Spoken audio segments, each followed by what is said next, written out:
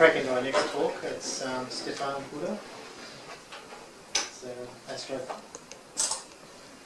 Astrographs, but I think that's a bit of an ambitious title. There should be something like introduction or brief introduction to astrographs. I'll just try to give an overview of astrographs. We'll have to apologize to Arthur and Morris, probably. This will be very basic stuff. But, anyway, so is anyone here that doesn't know what an astrograph is? So you have to start a bit lower than I think I know what I it was is. planning. There's a big in-breath. Well, take a breath there. That was a simplistic question, like what's an astrograph like? And I'm sure you know that an astrograph is, as the name says, it's an instrument for taking images of celestial objects, as opposed to telescope, which is looking at distance, tele and scope. So we've got a bit of a difference already between telescopes and astrographs there. But what if I ask the question directly? Is anyone that doesn't know what the difference between a telescope and an astrograph is? So you got over on astrograph, I don't know the difference. I don't know the difference. Okay. No, what happened here? No, just we've got a problem here. This thing need to get it in line. Yeah, that's better. So it should be there. Makes it good. I thought about this, and I think the most compact way of saying the difference between the two is that telescopes are diffraction limited, astrographs are aberration limited. Now, I think that needs a bit of explanation. Diffraction limited, when we're talking about the telescope, means that the telescope is as good as it can be. It forms an image as sharp as theory allows. It can't be any sharper than that. Now that implies that astrographs may not be as sharp, if you want. And that's indeed the case. But the telescope has to be diffraction limited to be worthy of its name. While astrographs, they need to produce images that are sharp enough to match your sensor. Like the star images, or star blobs, or whatever you want to call them, must not exceed about 2 pixels in size, ideally. So that's the aberration limit there, your sensor. So there is a fundamental difference, and we're going to go a bit more into it if it doesn't make sense. To explain a bit better what diffraction limit means, when we image a star, in the focal plane we don't actually get an image of a star.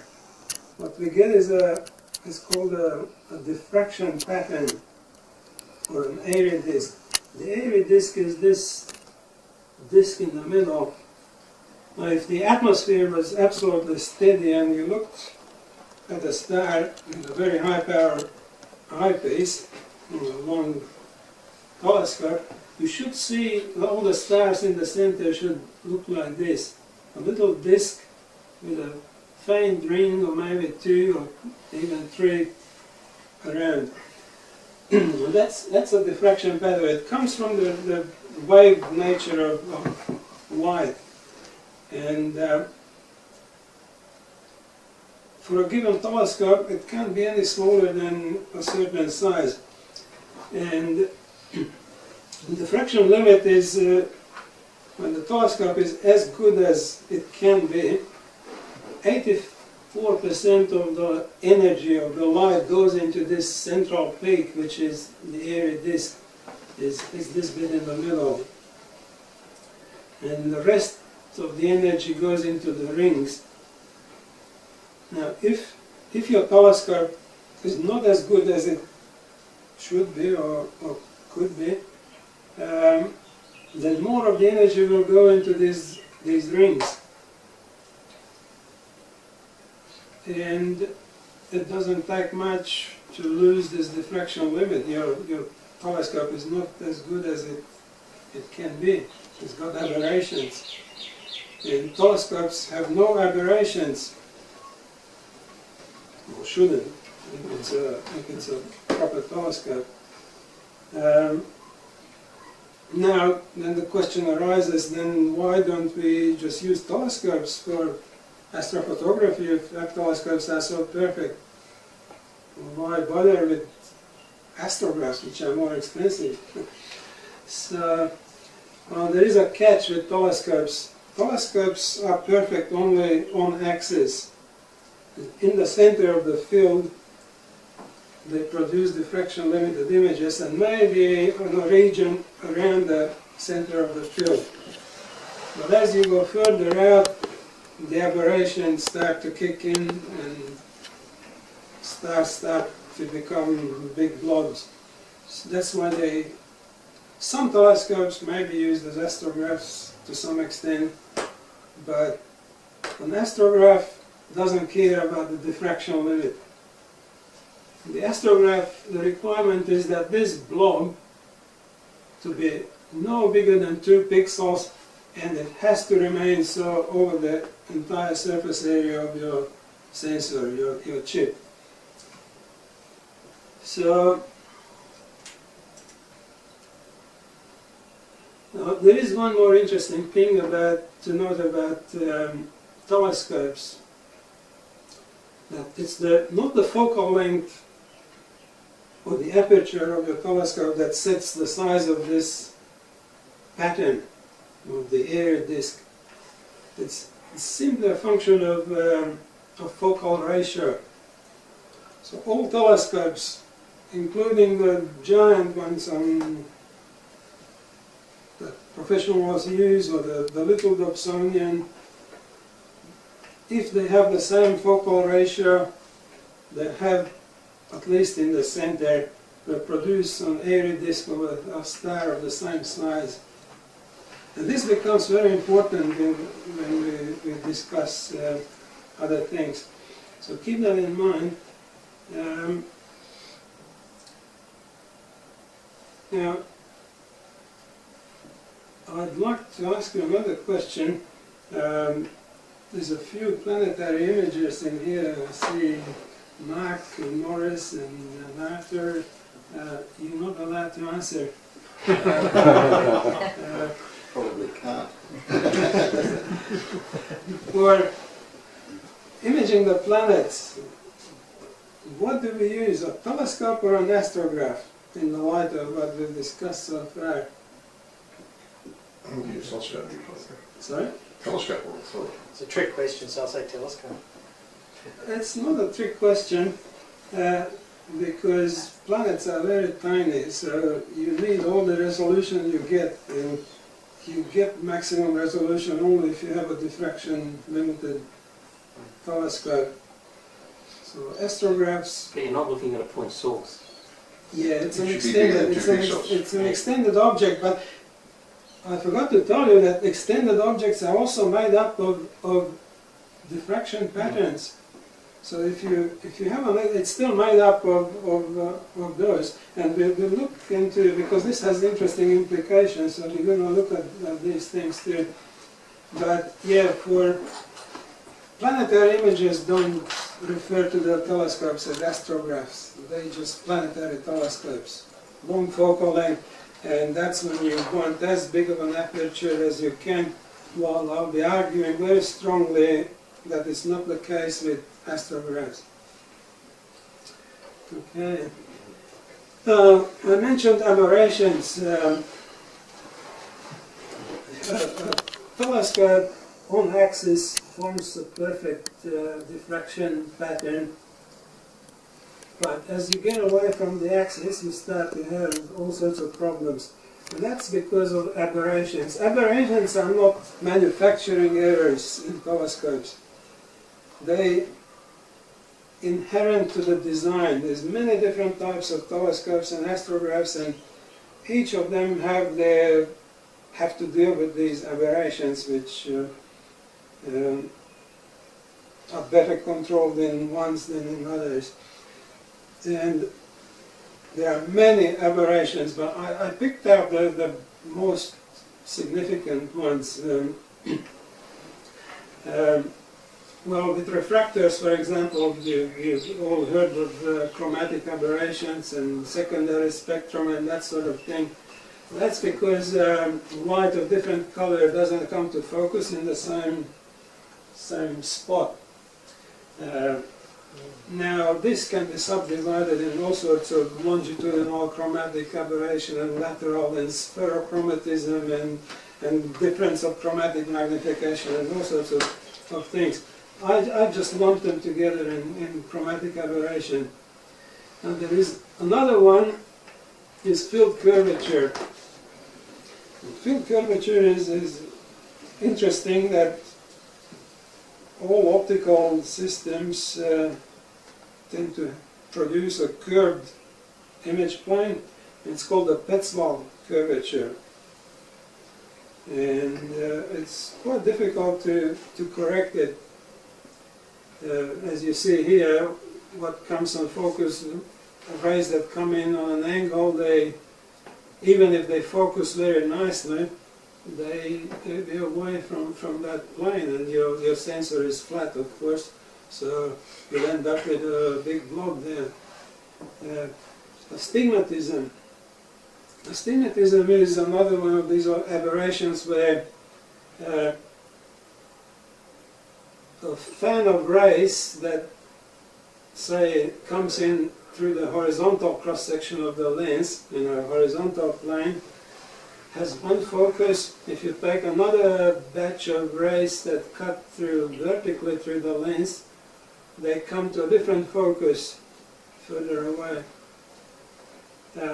So what happens if you put your sensor here, the other rays that focus further back, they're going to form a horizontal elongated blob. If you move your focus there, then these rays, or the other set of rays rather, will form a blob that's elongated at 90 degrees in the other direction.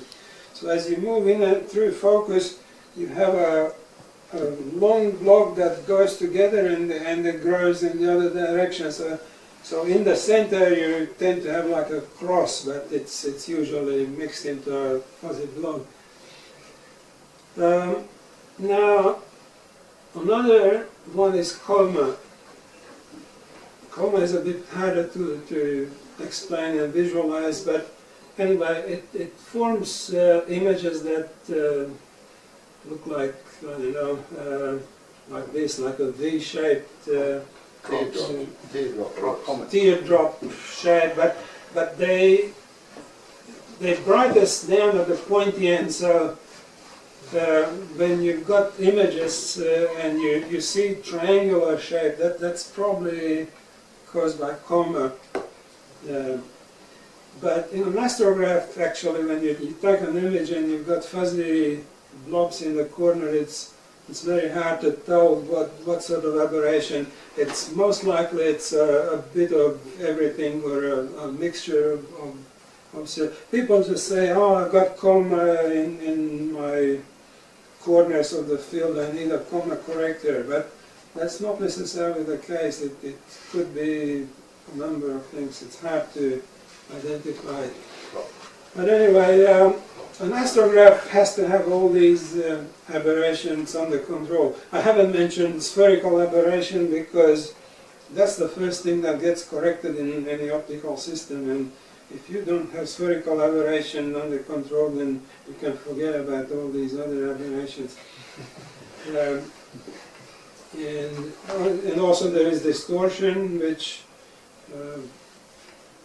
we won't discuss much. It won't matter too much for what we... Isn't spherical aberration what Hubble had originally?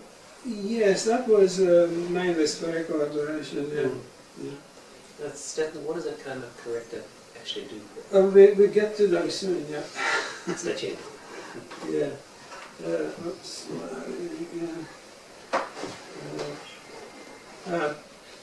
So, what makes a good astrographs?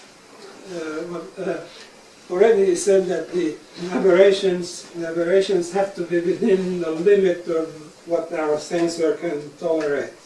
2 pixels, no bigger blobs than 2 pixels. Now, this I think is the second most important, is the fast focal ratio, because it determines your your exposure time.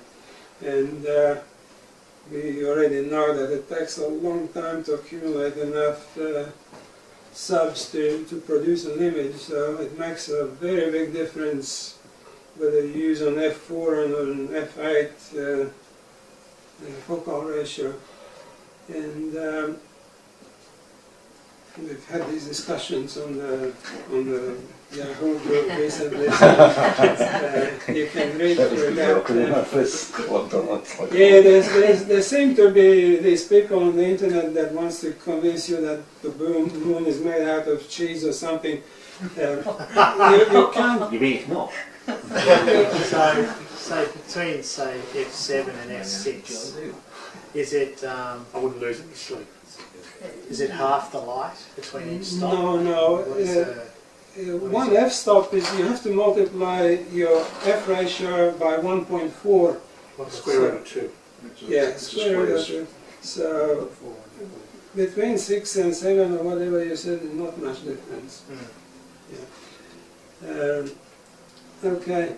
Now, optical coatings. See, ultimately, your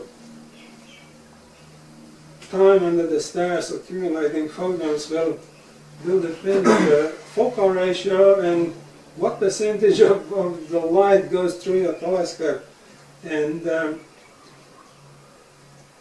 when we're talking, for example, telephoto lenses, which are small astrographs, so we use them as small astrographs, they have an awful lot of lenses in them. 15 or something is not uncommon to have 15 lenses in there, on 12 groups or something. And like an uncoated lens loses 5% per surface. So one lens can lose 10, but of course these days all lenses are coated. So, but even a good coating doesn't really go much below 1%. So 12 lenses, you already lost probably more than 15% there. Now, you get astrographs with mirrors and lenses. All these losses accumulate very quickly, so you can lose, significant amount, 20–30%. So make sure if you get something, it has good optical coatings, because in the olden days there used to be the single layer anti-reflection coating. That went down to only 2% loss, and these days they talk about multi-coated, so everyone's emphasizing that everything's multi-coated because of these losses. Plus these losses not only lose the light, but they also, this light doesn't just disappear, it gets scattered and reflected back and forth, and it fogs out your contrast a bit. Vignetting is the drop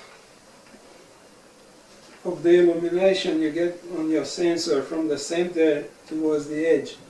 Some astrographs are better at it than others. some can drop 40, 50% even to the corner. It's not as bad as it sounds, but it's nice to start off with a as flat of a field as possible, because you have to do your flats anyway afterwards to further improve that, because when you start stretching your image, that will show up badly if your corners are darker. Good spectral coverage. This refers to the range of colors on the spectrum that is corrected. Some of these aberrations, the color aberrations, are wavelength dependent, so telescopes for visual use, like refractors, used to be corrected between the hydrogen alpha and hydrogen beta lines. The colors are corrected, but CCDs are sensitive outside of that range. They go down to the near ultraviolet and over into the near infrared. So make sure when you choose your astrograph, you look at all the specs and see where the corrections are, because even if it's well corrected within a certain range, you can still get blobby images if outside of that range, and you don't have the cutoff filters to limit your range there. So these are not very important things. It's these first two things are the really important ones. These are just other things to look at. Baffling is to reduce stray light. Like you can have a very bright star just 2 or 3 degrees outside of your field of view, and there is Sirius, shining like a torch down your tube, and you've got some surfaces in there that are not properly baffled, and you get a reflection onto, and it happened to me, and it's very frustrating. You spend a few hours collecting light, and then when you start to stretch it, you see this big ring, very faint, but there's nothing you can do about it.